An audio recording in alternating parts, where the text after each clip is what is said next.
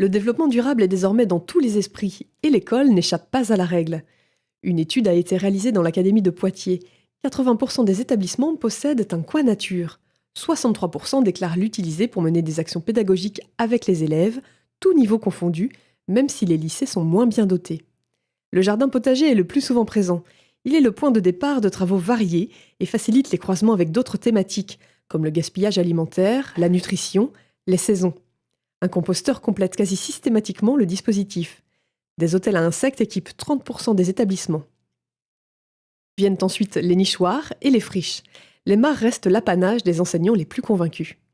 L'utilisation des coins nature dans le premier degré est très forte en maternelle. Elle décroît ensuite avec les années. En collège, l'utilisation est très fréquente en 6e, programme de SVT oblige. Mais l'étude de la biodiversité en seconde ne provoque pas le même effet au lycée.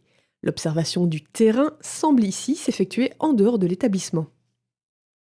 L'exploitation pédagogique ne se limite pas à l'inventaire de la faune et de la flore.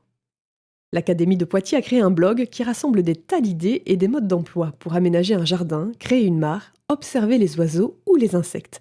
Rendez-vous sur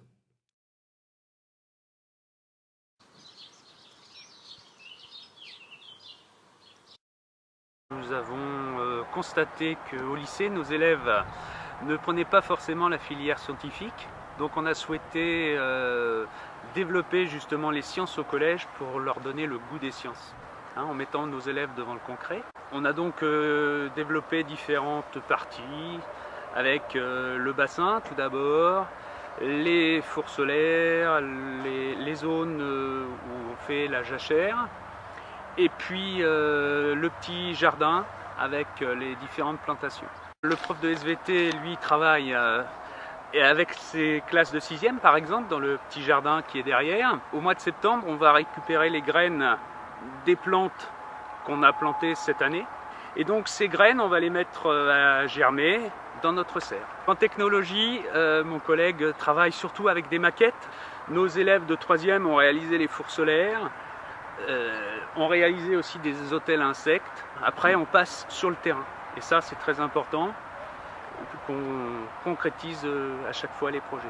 Nous sommes 2 coordinateurs, effectivement, mais nous avons les collègues de mathématiques, de langue, de lettres qui sont impliqués, et également les agents. C'est très important d'impliquer le maximum de personnes parce qu'effectivement, si nous devions partir, il faut absolument que la relève soit assurée pour que le projet vive.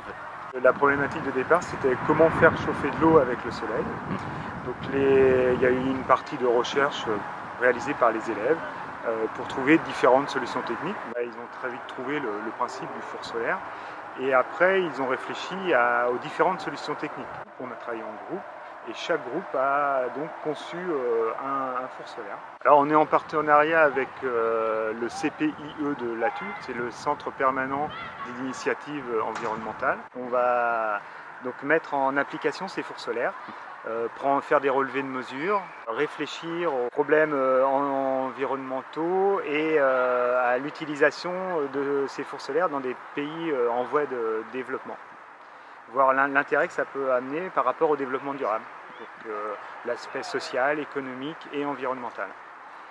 Je suis professeure d'espagnol au lycée du Bois d'Amour à Poitiers et j'ai coordonné le projet de liaison collège-lycée avec le collège de Vivonne autour du sujet de la biodiversité. Nous avons privilégié la venue des collégiens au lycée pour les préparer dans leur futur métier de lycéen. En français, les collégiens ont organisé une fausse manifestation sur le thème de l'écologie et avec un travail sur l'argumentation, une création avec des animaux qui devaient parler et défendre la forêt amazonienne.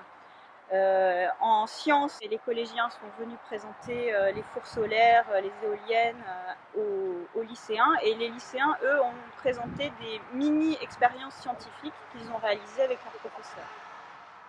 On s'est rencontrés plusieurs fois pour savoir ce que l'on allait travailler avec les élèves et en parallèle, nous avons aussi participé à des journées de formation communes avec un travail toujours autour de la liaison collège-lycée.